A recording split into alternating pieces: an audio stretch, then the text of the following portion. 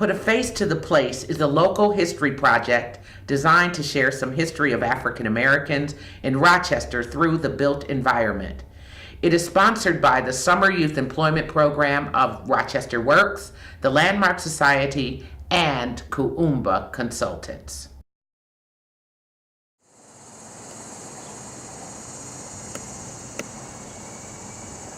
My name is Kevin Coker, and I chose Miss Cynthia Fitzpatrick Cooperative Building because she was one of the oldest ladies to live in Rochester, and her building is located in my neighborhood. My name is Shalise Cotton, and I chose James and Bessie Ham and their home, the Ham House. I chose them because they were community activists and they believed in better education for all people. My name is Abby Wells, and I chose Garth Fagan in his dance studio, 50 Chestnut Street, also called the Columbus Building, and I chose him because he's a world and local celebrity. Hi, my name is Angela Stevens, and the person I chose is Julie Stevens. The place I chose is End Time Deliverance Miracle Ministries, and I chose that place because it's my church and I love it. I'm Nathaniel Hoyt. I chose Chef's Paradise and the owner, Rutherford B. Shepard, and I chose it because I live close to it and I want to know more about it. My name is Courtney Jones Jr. I chose Mount Vernon Missionary Baptist Church and William Warfield. The reason why I chose William Warfield and Mount Vernon is that because Mount Vernon is my church, and William Warfield was a famous baritone singer and actor, and he attended my church. Brandon White chose the Anthony Jordan House, chose his Black Dr. X house because he wasn't the first but second black doctor in the Rochester, New York, Cornhill community, and because he kept his home open and available to the well and the sick. My name is Talib Smith, and I chose Memorial AME Zion Church, and my person was Thomas James because he's the founder of the church. My name is Dallas Hilmson. My face is J.W. Thompson, and my place is a Frederick Douglass statue. I chose this statue because it was the first statue of an African American in our country, and J.W. Thompson was the main fundraiser. My name is Charlotte Colomboy. I chose the Dorsey Home for the Dependent Colored Children. I chose to research this because I was curious and decided to expand my curiosity. My name is Precious Williams, and I chose Harriet Jacobs in the Tallman Building because she wrote the first female slave narrative, Incidents in the Life of a Slave Girl. Hi, my name is DeMarquise Lanier. My place is Ontario Beach Park. My face is the Pickaninny art because it is hurtful and demeaning to people of color. Hi, my name is Iceland Guy, and I am a part of Put a Face to the Place, and I am doing Thomas Boyd. I always wanted to design buildings. I was born in Washington, D.C. in 1907 to great parents who encouraged their children to dream big. I graduated high school at 14 years old and was the first black man to earn a civil engineering degree from Brown University. In 1929, I was the first black man to gain a degree in architecture from Syracuse University. I answered an ad in the New York Times asking for an architect to design the hospital for the poor in Rochester, New York. I arrived in Rochester and interviewed for the position of chief architect for Monroe County Hospital. "Why didn't you tell us that you were a black man?" my interviewer, Mr. Firestone, asked. "You advertised for an architect, and that is what I am, an architect," I replied. Well, they hired me to design Monroe County Hospital. Monroe County Hospital was constructed in 1931 and helped out to put many to work during the Great Depression. I designed a hospital to inspire people to feel better. The building is bright and soaring in Italian Lombard style with pillars, arched windows, and door porticos, gargoyles, and sloped Spanish-style roof. Monroe County Hospital opened in 1933, a beautiful gem of a structure on a hill on East Henrietta Road. You can see Monroe County Hospital from miles away, and the old and sick are still being cared for at the hospital that I designed to inspire people to feel better. You was finally recognized in 1993 when the hospital unveiled a plaque in my honor that hangs today at the main entrance to the hospital. I helped to design other buildings like Sherlock High School, the Triangle Building, Franklin High School, Kennedy Tower Apartments, among others. I opened my construction business in 1947 and closed 10 years later because of my declining health. I was diagnosed with multiple sclerosis, or MS, which made me stop building, and I continued to design until the end of my life in 1981.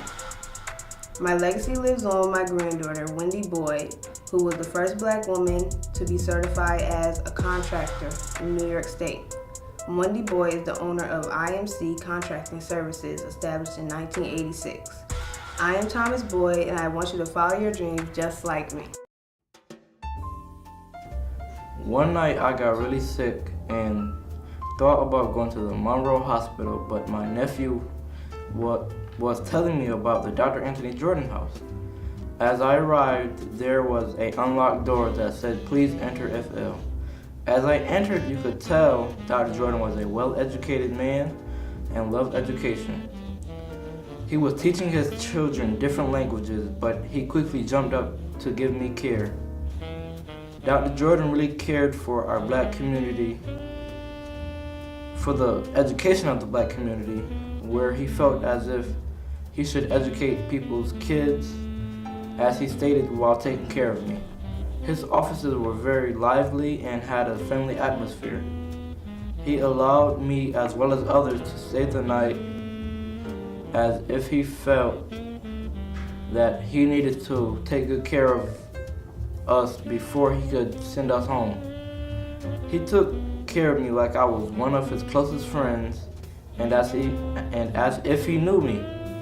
Later on throughout his lifetime, I learned that he turned out to be a father to Catherine Jordan, who was a very well-educated young lady and started the Jordan African American Historic Sites Committee at the Landmark Society. The Anthony Jordan Healthcare Center is named in honor to the great doctor whose doors is always open to the sick, and the house where education was key and healing people was a mission.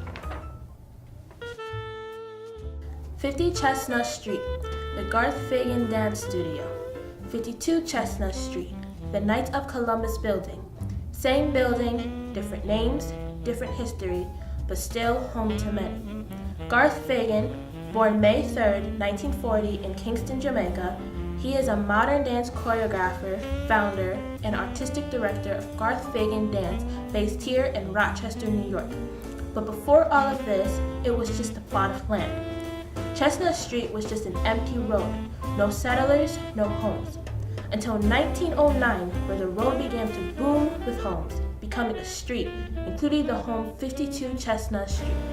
This address belonged to a doctor and his wife named Dr. and Mrs. Chas H. Cook.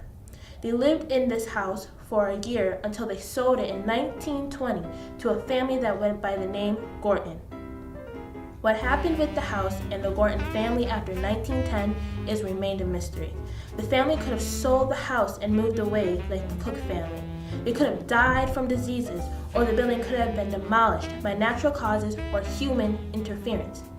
However, it is known that in 1927, construction began, and in 1944, the Columbus Building was established after 17 years of construction due to the Depression.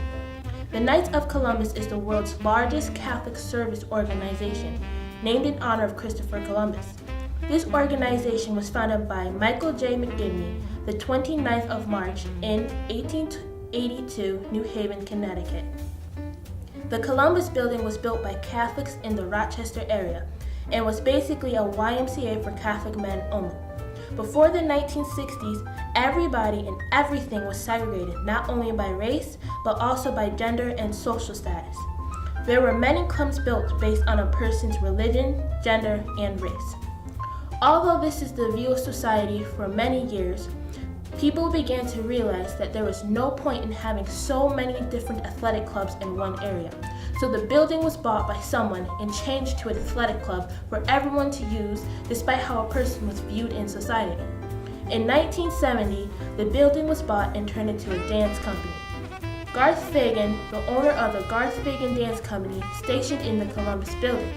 He earned his Bachelor of Arts degree at Wayne State University in Detroit, earned his Doctorate of Fine Arts from the University of Rochester in 1986, where he stayed in the city due to the lovely scenery. and received the Artist of the Year Award from the Arts and Cultural Council for Greater Rochester, along with a Tony and Bessie Award for the Best Choreography for The Lion King. And it all started at what is now called 50 Chestnut Street. The building might be an athletic building, but it once was a home, and it still is for many years to come. My name is Trinity. My last name is Preston. I'm doing Frederick Douglass and Kelsey's Lane. Frederick Douglass is a name well known in Rochester's Black history. Perhaps you read about me in school. I am known as a freedom fighter, a newspaper publisher, and a public speaker who works tirelessly to end slavery. I had a family farm on South Ave. Me, my wife Anna, and our 5 children lived and worked there. I escaped from slavery with the help of my wonderful wife and eventually made it here to Rochester. One of my friends from the eastern shore of Maryland also escaped from slavery, and our paths crossed again many years later here in Rochester. In 1851, my old friend William Parker, who had settled in Lancaster, Pennsylvania, had to escape to freedom again. I was here to help. You see, Mr. Parker had killed his former slave owner. That man wanted to recapture William Parker and take him back to Maryland in slavery. He says, "I'll have my property or breakfast in hell." Parker said, "No, I will never be a slave again." He killed his former master and made it here to Rochester, one of the last stops on the Underground Railroad to freedom. Well, after a stop at my house for a rest and food. Anna is an excellent cook, and after a good meal, I led my friend William Parker and his 3 other men who escaped from Pennsylvania to Kelsey's Landing. When night came, I led the men to the river, to the middle falls of the Genesee. I put them on a boat in the river onto Lake Ontario and to true freedom in Canada. I must admit, that was the first time that I actually led freedom seekers to freedom. But Mr. Parker and his old friend, and if he had been caught after killing a white man, I know his life would not be worth living. So I gave the men money and put them on a boat and pushed them off to Canada to freedom. I took a big chance and risked my own life and freedom, but I would do it again for the freedom of a friend. Kelsey's Landing was just a dock for boats to come and go, but secretly led many escaped people to freedom in Canada. You can walk in the footsteps of the freedom seekers today if you go to Maplewood Park near the middle and walk down to the river. There you will be at Kelsey's Landing. Built in 1875 at 301 Adams Street, I was once owned by a white man by the name of George Lang. He was a grocer who lived on Reynolds Street and evidently owned me as a rental property. Besides Mr. Lang, I was owned by my 2 favorite people, James and Bessie Ham.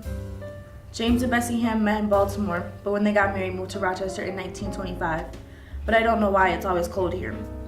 Mr. Ham was a steam heating systems engineer, while Mrs. Ham was a domestic servant and later worked at Eastman Kodak Company during World War II. James and Bessie were not able to have children, so they decided to adopt the children in the neighborhood. Bessie and James both wanted to encourage the neighborhood children to consider going to and applying to college. Since not many students in our neighborhood had the means nor the funding to go to college, the Hams started the Ralph Bunche Scholarship, which by 1980 had awarded more than $50,000 to 158 students. This is just one of the many accomplishments Bessie Ham had.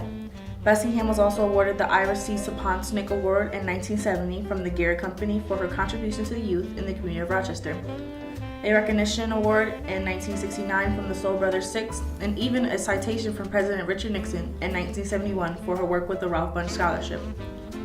I would continuously hear the voices and laughter of children day in and day out. According to Mrs. Rush, out of this home, the Hams provided many services to young Black individuals and couples.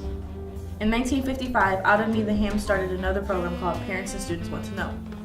Students would come to me to discuss college and career opportunities with the Hams and even discuss Black history. Soon after starting this program, Mrs. Ham found out an issue. Black students were not being offered the necessary classes in order to take to go to college after high school. Do you know what these classes are? They're called Regents classes. These classes are now required, so be encouraged to take them seriously. Not only do they help you graduate high school, they help you get into college. What does college prepare you for? Your future, so take your education seriously. John W. Thompson was an African-American entrepreneur that came to Rochester, New York in 1883. He became a head waiter at the Powers Hotel. Thompson wanted to help the Black community in Rochester. A way of doing this was by planning to build a monument to commemorate the African Americans that fought in the Civil War. He wanted to cooperate with the AME Zion Church, but they refused. Since Thompson wasn't getting much support on the building of the Civil War monument, he decided to write a letter to Frederick Douglass to ask for his assistance. Frederick Douglass agreed, which also got many Rochesterians to begin to support this idea. Thompson decided to create his own committee called the Douglass League to build the statue. He was known as the founder and treasurer, and Frederick Douglass was also a part of this committee. There were problems along the road, such as deciding where to have the monument placed. The first choice was at Plymouth Park because that is the area that many African Americans decided to come to when they came to Rochester. Later on, in 1895, as the plans for the Civil War monument were nearly finished, Douglass passed away. Because of this incident, Thompson changed his plans and decided to make the Civil War monument into a Frederick Douglass statue a month after his death. The monument cost a total of $6,000 to build. Thompson raised $2,000 on his own and got $1,000 from Haiti, but he needed the other $3,000. He got the rest of the money from New York State. The statue, made by Stanley Edwards and Charles Ramon Douglass, Frederick Douglass's son, was used as the model for the statue, was finally finished on June 8, 1899. It was unveiled by Governor Teddy Roosevelt at Highland Park in front of over 10,000 people. Thompson gave a speech about Frederick Douglass's life and the great man he was, explaining the main reasons that this great statue was created. Isabella Dorsey. How many times do you hear that in your history classes? Barely, right? At least not as much as you would hear Frederick Douglass or Harriet Tubman. Well, my name is Theodore Nicholas, and I'm here to tell her story. I'm one of the many children that she welcomed into her very own private home. The Great Migration from the South before and during World War I nearly doubled the black population in Rochester. Many family members got sick, either while during the migration to the north or from disease. As a result, many African American children became orphans. Mrs. Dorsey noticed this and decided to fix it with her own hands. Mr. and Mrs. Dorsey welcomed us. They fed us, they clothed us, and even homeschooled us. Even though we did not share blood, I still considered her as a second mother at heart. My real mother died at childbirth, and my father was shot and killed for simply being at the wrong place in the wrong time. They were my only family, and when they died, I became lonely. At least until Miss Dorsey introduced me to the people I now call family. Slowly, our family increased until her 147 Bronson home became too small and cramped. With the help of our community, our orphanage moved from our Bronson Ave home to a much bigger home in the forest lawn around the modern-day Seabreeze area. The year was now 1910. Segregation and racism were still rampant in the country. Our white neighbors had summer cottages and started objecting the presence of us black children on the beach. We just wanted to be kids for once and have fun. But our peaceful playing somehow became bothersome to our white neighbors. They started throwing rocks at us and forcibly chased us away. In 1917, our Dorsey home took part in the 12th annual Orphans' Day Parade at Ontario Beach Park for the first time. We, the children, rode the carousel and delighted in the fireworks. This wouldn't have been possible if it wasn't for Mr. and Mrs. Dorsey. By taking us in, she has done more than enough for us. Under her care, we have been living our lives to the fullest, especially as children. We were still living alongside our racist neighbors, and Mrs. Dorsey couldn't take this anymore, so she spread the word within Rochester. Eventually, in 1918, through the help of our community, Mr. and Mrs. Dorsey made us move once again. We found an even better place for us to live happily and safely and settle down. We moved to a 26-acre viewstock farm on Clinton Ave in Brighton.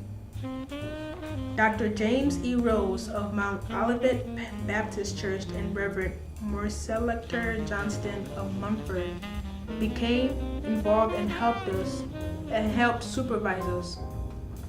Mr. and Mrs. Dorsey provided a place where children could enjoy traditional childhood activities in an extended family setting. In 1922, we left Rochester to fund the Bella Dorsey home an industrial school in Quaker Bridge, New York.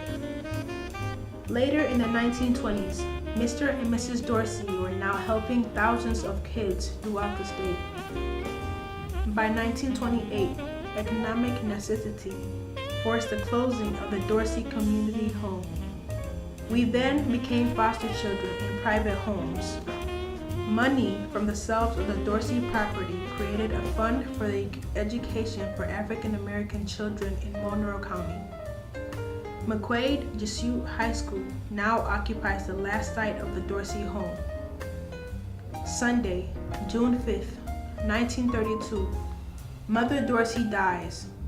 She died from apoplexy at her home in Carr's Corners. She had been declining in health for about a year and became critically ill for about 12 months before. Her beautiful soul is peacefully at rest now. Her home prospered through the kindness of her and her husband's heart. She never had children of her own, but she treated us like a mother would treat her own children. Her heroic efforts came to the attention of thousands of newspapers. This is Isabella Dorsey, the first Black woman to open an orphanage for the dependent colored children. I was born in Canajoharie, New York in 1804. As an 8-year-old child, I finally witnessed pain when me and my family were separated. They were sold to another farm. It really hurt because I was alone. I had nobody's shoulder to lean on. My family was gone. Do you have a family that takes care of you? If you do, you are extremely blessed. When I was 17, my owner died and I was sold once again. Just a few months after that, I was traded for yoke of stir, a coat, and other goods to a wealthy farmer. My last owner had me working 6 days out the week. It was terrible. When he threatened me, I knew it was time to run. That's exactly what I started to do. I ran away using the Erie Canal. Then I ran into a colored Black man, and he showed me the way to the Canadian border. That's when I became free in 1821. I found the town of Rochester 2 years later. When I got there, I worked for Talbot, a lawyer that took me in. I did a lot of chores for him and his family.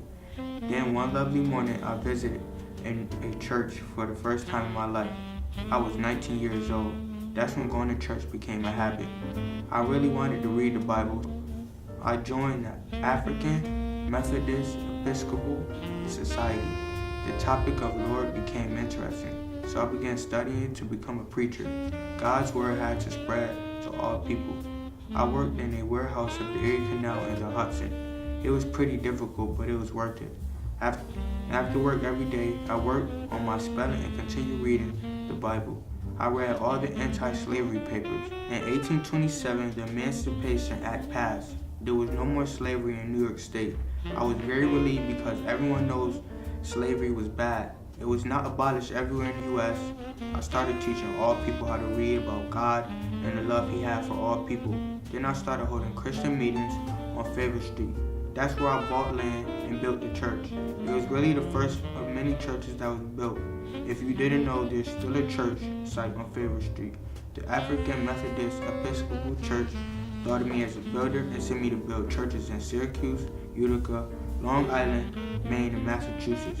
Being a builder and preacher took me to Bedford, Massachusetts, where I met the great Frederick Douglass. When he told people the struggle of being a slave, they listened and wanted to end slavery. I saw Frederick's talent and suggested him and his family to come live in Rochester. He did and became one of Rochester, New York, greatest citizens. I founded the Memorial A.M.E. Zion Church at Rochester, New York. I am Thomas James. I am a Gothic revival architectural building built in 1873 by a German Lutheran congregation who stayed there until 1955. In 1940, the Mount Vernon Baptist Church was founded by Robert and Rosalie Beeman at their home on 64 Herman Street until services were moved to the house of Frederick Dunwoody on 72 Hanover Street. In 1955, the Mount Vernon congregation found a new church home on 351 Joseph Avenue when the German Lutheran Church left and the church was bought for $50,000. At the time, the pastor of the church was Reverend Robert E. Warfield, who is the father of renowned baritone singer and actor William Warfield, who performed in Porgy and Bess, Showboat, and Old Explorers. William Warfield was born January 22nd, 1920 in West Helena, Arkansas. Reverend Robert E. Warfield was the pastor until he died in 1966. After Reverend Warfield died, Reverend Julius J.B. Jackson was appointed pastor. 5 years later, in 1971, on Thanksgiving, I was bombed and the bomber was never found. 1973 was a terrible time for this Gothic revival gem in the congregation because not only was I set on fire by an arsonist, but 3 men attempted to steal furniture from my sanctuary. But they were found guilty and charged with third-degree burglary and third-degree grand larceny. My renovations started in June of 1976 and it was completed in 1977. While I was being renovated, church services were held at the Jefferson Avenue Seventh-day Adventist Church. Today, the leader of my congregation is Reverend Harmon E. Stockdale Sr. Reverend Stockdale keeps the legacy of William Warfield alive by having Mount Vernon family being one of the biggest sponsors of the William Warfield Scholarship Program. The scholarship program gives music students money to study at the Eastman School of Music. I stand proudly in Joseph Avenue with my beautiful spires and soaring heights to be a symbol of Christianity and the love that Christ has for all his people. Have you ever seen me hanging up at the carousel in Ontario Beach Park? I'm a painting of a girl and my brother and a giant chicken. A man named Gustav Denzel have made many carousels like the one I was hanging on. The carousel at Ontario Beach won the Environmental Steward Award and was designated a City of Rochester landmark in 1980. This painting of me is hurtful and malicious because that is not how I look. I am a pretty brown girl, at least that's what my daddy tells me, and my brother is a handsome man. When I was first put up there in 1905, no one cared about how I was painted.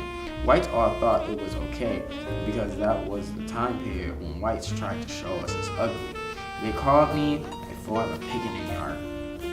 Us children are like all other children. Our eyes do not bulge out of our eyes sockets, and lips are not big and bald. I hung there unhappy until 2016 when a lady saw me and got mad. She said, "Pickaninny art has no place on the carousel for children." Now I've been taken down from the carousel and have been made a small display that tells a story of negative images of Pickaninny art. I'll be on display at Rochester Museum and Science Center to explain why Pickaninny art should not be displayed without explanation of its negative images. From a plot of land to a home of faith, I became a home to many believers in God. I was built in the 1850s, then in 1852 my first tenants was the congregation of Cornhill Methodist Church, led by Reverend A.C. George in 1853. By 1853 my tenants increased a lot. My soul felt very warm from all the love and joy from the church. Now after about 45 years of being around, my tenants want to find something wrong with me. Now I've been around long enough to know what's wrong with me. All I need was a couple of tweaks, okay, maybe a lot, but still, I've earned my rights. So in 1900, they tore me down and rebuilt me. After that, I would forever be changed, for the good and bad. This is my story for the next 117 years and how my tenants and I made history. After I got my new makeover, I looked great. And for the next 65 years, my tenants were boring. And then it happened. The height of the civil rights movement. On February 16, 1965, I was packed, filled from pew to pew to hear the powerful voice of Malcolm X. My soul felt very warm from all the other people being encouraged to fight on. I was his last stop before he was silenced forever. Then all heck broke loose, and I was caught in the middle, twice. I was burnt up twice. Even though I felt the pain, my soul stayed strong. I guess my tenants didn't stay strong because they sold me. Now after all I've done for them, they left me high and dry. And for about the next 20 years, there I was, empty. It's 1972 and I just sat and wait for someone to come and use me. I hear the school children playing. Oh, how I miss the children in church singing and dancing and praising the Lord. As time started to go by, I waited. And one day in 1996, there I saw new tenants with new pastors Lloyd White and Greg Bird and a whole congregation. My dream I had came true. Tenants again. They broke off of St. Paul Church and was ready to praise. Once again, I felt good. My soul was warm. There was a young lady I noticed. She was beautiful. Her name is Julie Stevens, and here she is to tell her story. My name is Julie Stevens. My big brother Lloyd is the pastor of our new church, End Time Deliverance Miracle Ministries. I love it here, and I love the Lord. I am a mother of 2 and a wife. I was baptized in 1996. In 2002, I became licensed to become an ordained minister. I became the youth minister for my church. My life was for the youth. As a matter of fact, I worked for the Center of Youth. I loved my church and God. And in 2013, I was diagnosed with colon cancer, but that journey helped increase my faith a lot. Now, unfortunately, Julie lost her battle on July 29th to cancer. And although she had cancer, cancer never had her. Her strong spirit and will lived on throughout the church, and the church has just celebrated 22 years of being in service. And the youth continue to remember her, and her legacy lives strong. I was born into slavery by Elijah and Delilah Jacobs in 1813. I grew up in a comfortable home in Denton, North Carolina. My father was a skilled carpenter. His earnings allowed me and my brother John to live a good life. My mother passed away when I was only 6 years old. My mother's owner was very good to me and taught me how to read, write, and sew. Her name was Margaret, and she welcomed me into the family, and I happily lived there until her death in 1825. I thought that my owner would free me, but instead I was given to her 3-year-old niece, Mary Matilda. She was the daughter of Dr. James Norcom. At the age of 11, me and my brother were purchased by Dr. Norcom and moved into his home. It was horrible and we were treated so coldly. Then all of my troubles began. I was so unhappy. He terrorized me for years. Dr. Norcom was such a cruel person and he sexually abused me and I was only a child. His wife was jealous and treated me terribly also. I was fed up and I ran away to where nobody expected me to go. I went to my grandmother's and hid in a storeroom that was attached to her attic. The room was uncomfortable and it was only 3 feet high, 9 feet long, and 7 feet wide. I lived in this small space for 7 long years. I was so grateful that my grandmother raised my 2 children. Nobody knew I was hiding except for my grandmother and my uncle. It was so hard and painful watching my kids grow up without me. They weren't aware of my presence, but I could hear their beautiful voices. Reading occupied most of my time in that space. My children's father eventually purchased them and promised that they would be free. When my daughter was 7, he moved her to live with the family in New York. But before she left, I revealed myself to her and made her swear to keep it a secret. I made sure to do the same with my son before I made my escape. In the year 1842, me and my family all reunited up north. The Norcom family still continued to search for me to try and re-enslave me. In 1852, a lady by the name of Cornelia Willis arranged for my purchase and freed me. I moved to Rochester, New York, where me and my brother worked in the anti-slavery office and reading room, which is now called the Tallman Building. There I met Amy Post, who encouraged me to begin writing my book, Incidents in the Life of a Slave Girl, in 1853. My book was published a year later. I wrote this book because I wanted people to know how hard it was to be a female slave. I also realized that there were no female slave narratives, and that pushed me even more to write my autobiography. In the 1960s, Rutherford B. Shep bought what was a club famously known as Shep's Paradise. But before it was Shep's, it used to be owned by the first African American to have a liquor license. Shep moved from Florida with his family. He opened Shep's Paradise on Clarissa Street in 1967 and was the center of jazz music at the time. People came from all over Rochester just to hear the music. Shep was characterized as a Cornhill icon of hip. Shep hosted local jazz musicians like Houston Pearson and John Cole's Blues. One rule that Shep had was people had to come in the club dressed properly and speak properly. While under Shep's ownership, Martin Luther King died, and in 1968 there was a march and it went right in front of the club. The community of Joseph and Clarissa was mostly an African American community. The second largest riot happened on Clarissa Street during the Civil Rights Movement, but Shep's was not vandalized. Shep idolized Martin Luther King Jr. and loved what he was doing. He handled Martin Luther King's death hard, but other people like pro football player Roosevelt Grier took it hard. In an interview, Grier told the Democrat and Chronicle reporter, "I'll pass on the question because it still makes me cry a bit." Shep's Paradise was a great place to socialize. Whoever entered Shep's Paradise, Shep would encourage them to talk and dance and socialize with other people. Shep would do this his whole ownership, and that is one reason he is remembered and loved. Many people from the African American community still remember Shep's and said it was the place to be.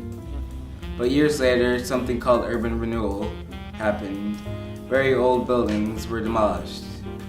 After urban renewal, the demolition of several old buildings, Shep's Paradise was still a jazz club for a number of years, to mostly an African American audience until 2002. He sold Shep's Paradise, and it became the Clarissa Room.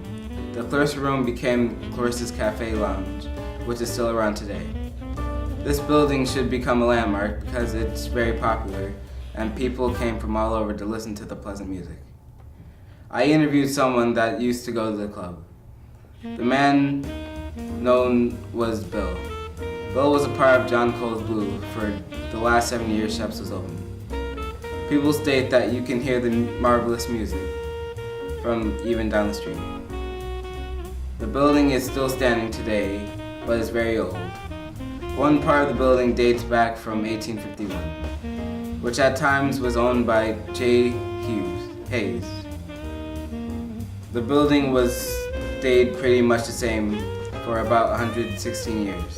Then it changed into Shep's Paradise, and is still a living memory in the hearts and minds of people who made friends at the Paradise called Shep's.